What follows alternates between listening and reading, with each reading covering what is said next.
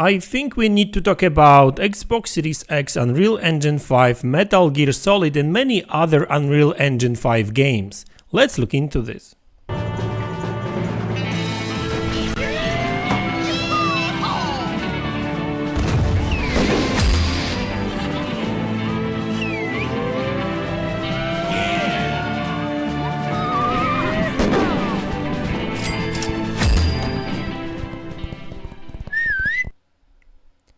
Hey guys, welcome back to the channel. So I'm not sure if you watched yesterday's Xbox show where they shown quite a lot of interesting games, some indie titles, but there were some big titles too, like Metal Gear Solid, Alan Wake 2, fantastic gameplay by the way, the New York survival kind of game, which looks great too, and a couple of other smaller titles here and there too. There wasn't really any focus on like first party games, but they did say that that's not really this show is going to be all about. They did show that it's all about showing Xbox partners games, right? Now today I want to focus on Unreal Engine 5 games because Metal Gear Solid looks like it's going to be another Unreal Engine 5 based game. Now recently there has been quite a lot of controversy surrounding this engine because it's a brand new engine with a lot of new technologies. Graphics looks fantastic. By the way, look at Metal Gear Solid Delta Snake Eater. This is early like pre-alpha footage, gameplay footage, and it looks amazing, let's face it. Now, and this is the confirmation that it's Unreal Engine 5 game, but at the same time, there's actually quite a lot of controversy surrounding this engine because the most recent games that are Unreal Engine 5 games actually are not really that great. And I'm not talking about from gameplay perspective. I'm not talking about like review scores. I'm talking about like a technical side of things, right? Like basically if we go back to games like Layers of Fears, like it doesn't really do much. I mean, I guess technically speaking, it's okay. It's an actually good looking game, but performance is not really that great. Lords of the Fallen, the latest one, another Unreal Engine 5 game, which looks good, but it has a lot of issues, performance issues, not only on console, but also PC, problems with texture loading, popping, things that were supposed to be gone this generation, and we still see these type of things, right? And the Immortals of Avium, another Unreal Engine 5 game that, well, works kind of well, especially on Xbox Series X and PlayStation 5, but when it comes to like resolutions, it's not really that high. So obviously in order to deliver the 60 frames per second targets on consoles, this game actually like runs at really low resolutions, like below 1080p a lot of times. While on Xbox Series S it's even lower, of course. So obviously there's still a lot of concerns regarding this engine, and there was a lot of hype surrounding Unreal Engine 5 before this generation, mainly due to the great graphics it can produce, and look at it, it really looks great. But I mean, unfortunately the performance is not where we would like to see the next generation game set, right? And there's actually way more games based on Unreal Engine, running on Unreal Engine 5 coming soon, like Stalker 2 is another one, Hellblade 2, which is apparently is coming next year too. I think the Avowed is Unreal Engine 5 game too, because Obsidian is known for using Unreal Engine in the past too. Like they did use Unreal Engine 4 for what's the name of the game?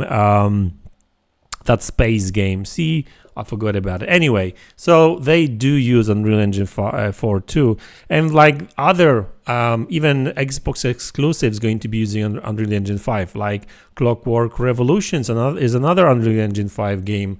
Well, Gears 6 is going to be Unreal Engine 5 game too, but I guess with Coalition I'm actually pretty confident that they will deliver not only great visuals, but also great performance. So we've got all these concerns there, and so there's two things I want to discuss. Well, the current situation, like I said, and also my hopes for the future. So the current situation is that, yes, the performance is not really that great, but also being real, we need to remember that Unreal Engine 5 is still in early stages, well, of development, I guess I could say. And it's not perfect. It still requires optimizations, and they do fixes a lot of stuff. They add features, and also like very early versions of Unreal Engine 5 were not really that flexible, right? I mean, if we take, for example, the whole geometry thing, right? They call it Nanite. The geometry, their geometry engine. Well, in very first version, it could be only applied to static objects, so things that would not move, right? Like if you've got a building, you can use it for buildings, but not things like foliage, trees, bushes, or anything that moves, like cars, NPCs, whatever. That was the limitation, but they've changed it with like Unreal Engine 5.1, which not only allows for more flexibility, but also allows for better performance and optimization. So things do change, in like the very early Unreal Engine games where for example Immortals of Avium was actually made on Unreal Engine 5.1, so that was still like early version, right? So hopefully, like I think Lords of the Fallen is based on 5.2, so that's why the performance is a little bit better, resolution higher, and that kind of stuff. And let's face it, the Lords of the Fallen actually looks pretty good, right? It's a very good looking game, and but obviously with some technical issues, which probably will be ironed out at some point in the future. So I'm actually pretty sure about that. So I think that when it comes to, so this is the current situation. We've got early Unreal Engine 5 games running on early versions of Unreal Engine, like not fully optimized just yet. And I think that with each year, that engine will be better and better because more developers will use it. And also, developers will be able to optimize and kind of build around this engine in the way they want it for their games. So that's very important too, right? So I think that as time goes by, I think we should start seeing more and more games based on Unreal Engine 5 that will run better, look better, hopefully will be better optimized too. And also remember that like a lot of these games still don't use a lot of these next-gen features, and I know that I keep saying that, and it's it's on both Xbox and PlayStation really.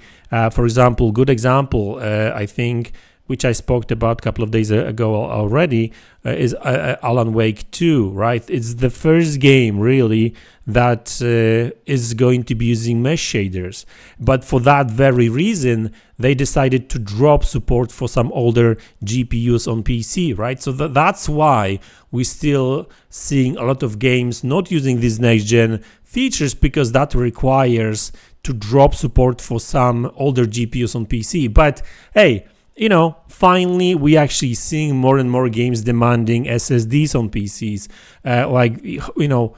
newer GPUs on PCs. So that will translate to consoles and also developers using these next-gen features on consoles too, right?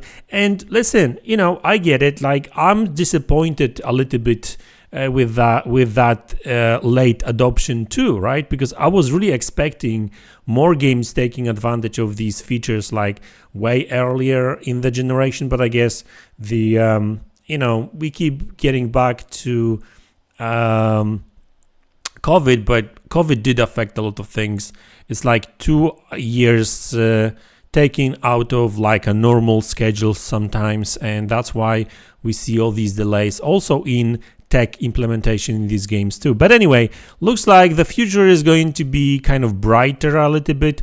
I'm not saying it's going to be perfect, but I think that as time goes by, we will actually start seeing more and more games better optimized, looking better, running better, and that's what I'm really hoping for, right?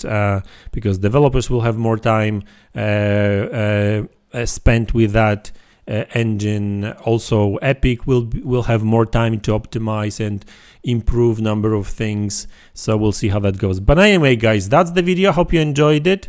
I really do hope that the future Unreal Engine 5 games will look fantastic, run great and stuff, and we'll see how that goes. So guys, that's the video. Hope you enjoyed it. Let me know in the comment section below what you think about it. Hit the like button, subscribe to the channel if you haven't already, and I will see you all in the next one. Take care.